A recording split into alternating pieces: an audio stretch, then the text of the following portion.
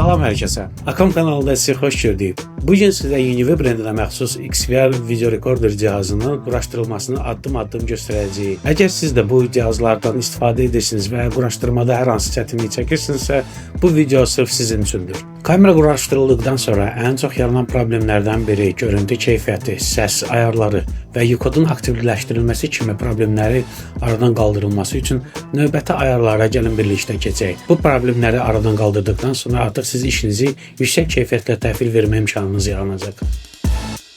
Gəlin başlayaq. Bu mərhələdə dil seçimi ediləcək. İlk olaraq ingilis dili seçirəm mən. Növbəti XVR-ın standart parolu 1-dən 6-ya kimi nəzərdə çatdırım ki, bu parol istənilən Unive cihazına aiddir. 1-dən 6-ya yazırıq.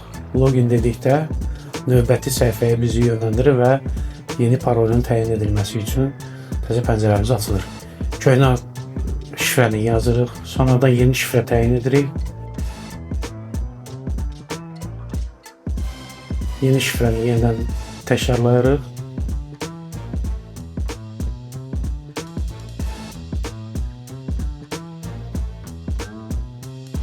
Burada e-mail adresi qeyd olunur. E-mail adresini yazmaq məsləhətdir. Çünki əgər XVR-ın parolu unudulsa, bu e-mail vasitəsilə həmin yeni şifrəni alma imkanı yaranır.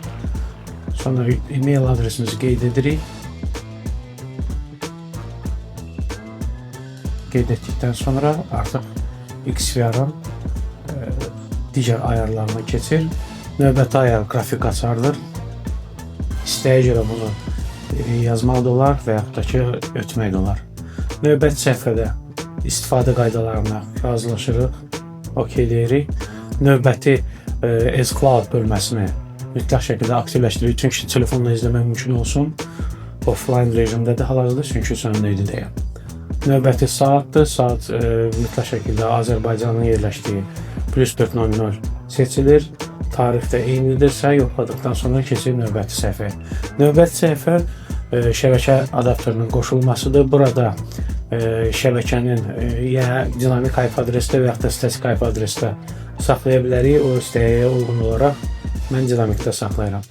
OK deyirik və burada ekran görüntüsünü tam təsdiqləməsi üçün bizə bir məlumat verir.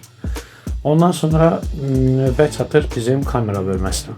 Demək, kamera bölməsində biz istədiyimiz analog kameranı, gördüyünüz kimi XVR 4 kanal olduğu üçün istədiyimiz analog kameranı megapikselinə uyğun olaraq qoşuruq.